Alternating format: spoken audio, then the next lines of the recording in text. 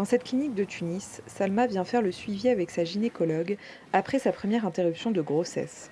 Il n'y a plus rien, hein. Donc là, c'est votre utérus, je vous montre. Elle a souhaité garder son anonymat, même si elle assume son choix. J'ai toujours peur du stigmatisme de ce choix, le regard général de la société, même des gens proches.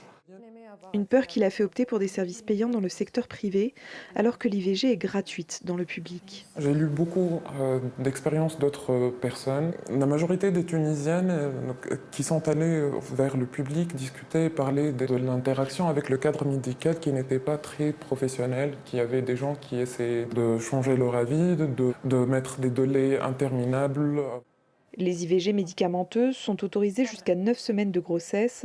Selon les associations, les délais d'attente les rendent impossibles dans les centres du planning familial.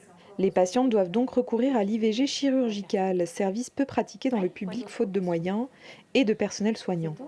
Dans le privé, l'intervention coûte 600 dinars, soit 180 €. C'est vrai que c'est un droit. Et c'est dommage que la planification, le planning familial en Tunisie, qui était vraiment le joyau du monde arabo-musulman, on était avant-gardiste. On a eu l'accès à l'IVG en 1973, avant même la France. C'est dommage qu'on en soit là et qu'on régresse. Les médecins et les militantes féministes continuent de lutter pour changer les mentalités et sensibiliser sur l'importance de ce droit. Cette association se focalise depuis 2012 sur la formation du personnel médical. Et nous avons beaucoup développé des formations très particulières qu'on appelait et qu'on appelle toujours la clarification des valeurs pour le changement des attitudes des prestataires, qui permettaient de remettre en cause des positions négatives à l'égard des femmes.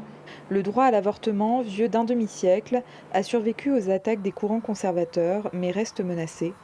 La crise économique de ces dernières années a réduit drastiquement les budgets de la santé et du planning familial.